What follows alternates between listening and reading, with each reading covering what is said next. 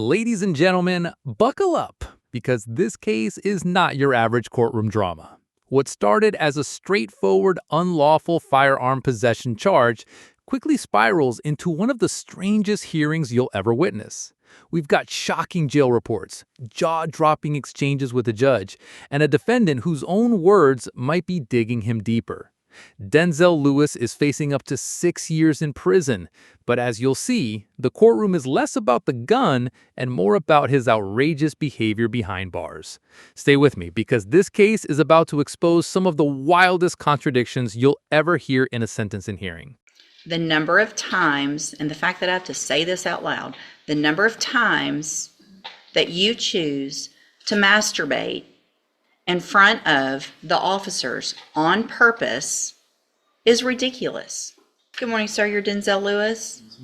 And Mr. Lewis, you were previously in court, entered a plea of guilty to the third-degree felony offense of unlawful possession of a firearm by a felon. The agreement was for a cap of 6 years in prison. I've received the pre-sentence report. Has everyone had an opportunity to review that report? Yes, Your Honor. Yes, Judge. Are there any additions or corrections? Just the argument from the defense. Not from the state. In addition, I have received the jail incident reports, which have been turned over to counsel. Have you both had an opportunity to review those? I have. Also, I have received this morning and now reviewed, it looks like 4 letters of support that Ms. Holmes brought today. Mr. Smith, have you had an opportunity to review those as well? All right, then Ms. Holmes, you may proceed. Thank you, Your Honor. In looking at the PSI report, Mr. Lewis does have obviously previous criminal history spanning from juvenile and to adulthood.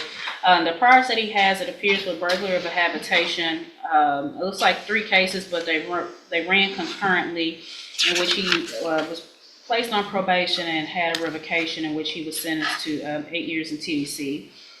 He has since been discharged from that, Your Honor, and after being released, there was this traffic stop, which resulted in a firearm being found in the vehicle in which Mr. Lewis was driving.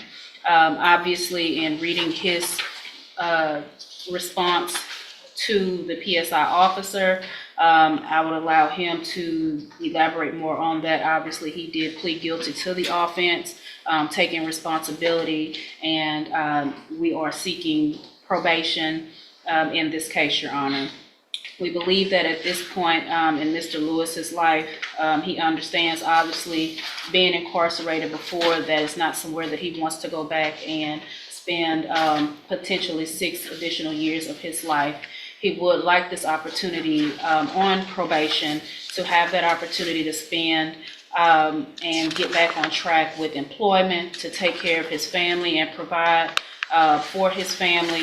And reading those support letters, Your Honor, he does have support here from family and friends in the community that are willing to step up and help him to make sure that he is a productive citizen and he gets back on track. He understands that there's just certain things with being a convicted felon that he cannot do.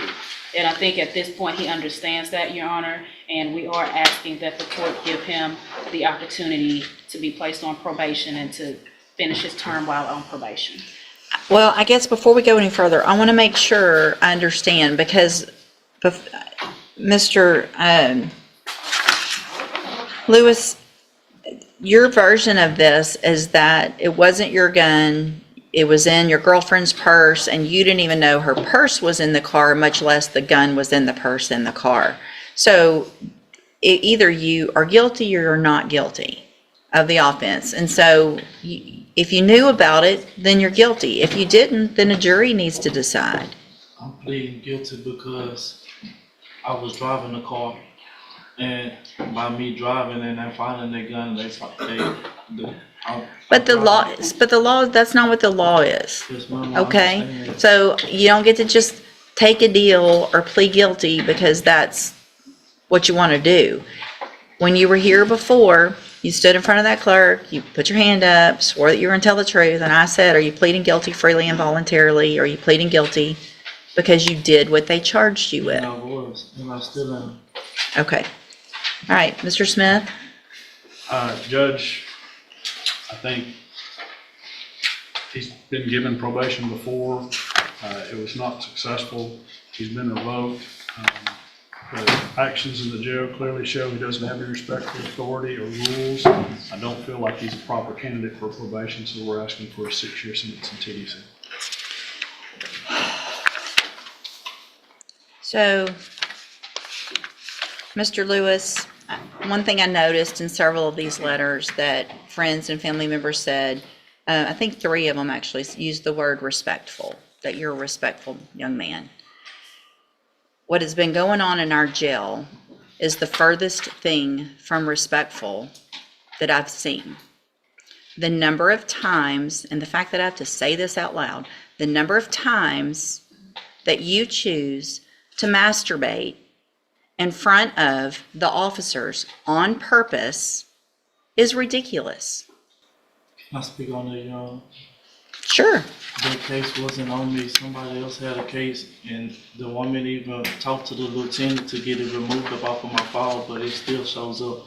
That was not on me. It's somebody else. It's more than one time. But I So don't- hold on. So on April 14th, let's just go through them. On April 14th, you were in trouble for not being in your bunk, that you had been given several orders to go to your bunk. You proceeded to walk around yelling, "Bitch, stop talking to me." So that's from April 14th, last week.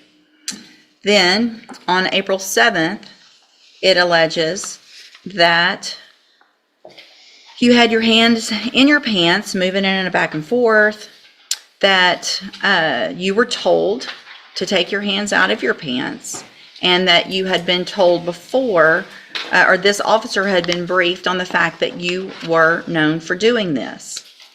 Your response, according to this, is that that person should have asked the officers how big your penis, anyway. Since they want to be talking about you, they should have told them about that too. Then, on March 25th, before that, a week, so another officer, and these aren't the same officers, it's not the same person saying the same thing about you, somebody has some vendetta against you. So on March 25th, started to do rounds. Noticed that you were watching the person doing rounds. Had his hand over his midsection as if he was rubbing on himself. March 18th, another different officer. Notice monitoring the bunk. There you are, laying on your back, stroking your penis in a back and forth motion, told not to do so. January 24th, 2025, you're in trouble for walking around. This one, notice the way you're laying on your bunk in a way, making motions under the blanket, walked past, turned around to see if you were still doing it. Then you supposedly look at this officer and say, "I'm not doing anything," while you lifted the blanket up for that officer to see it. January 4th, another time, being told to be quiet, do what you're supposed to do, didn't do it that date. December 29th, another issue of not following the rules. December 17th, another infraction for arguing and not following the rules. So if there was one time when they got the wrong person, that's one. Here's where things get fascinating and a little disturbing. Notice how the judge isn't just relying on one report. She's methodically stacking multiple incidents from January to April, all involving the same kind of misconduct. This isn't about one mistake. It's a pattern. And yet, Lewis insists it's all fabricated, that officers are lying, that he just sleeps on his back. Viewers, what do you think? Could this all be a setup, or is Lewis just refusing to take responsibility?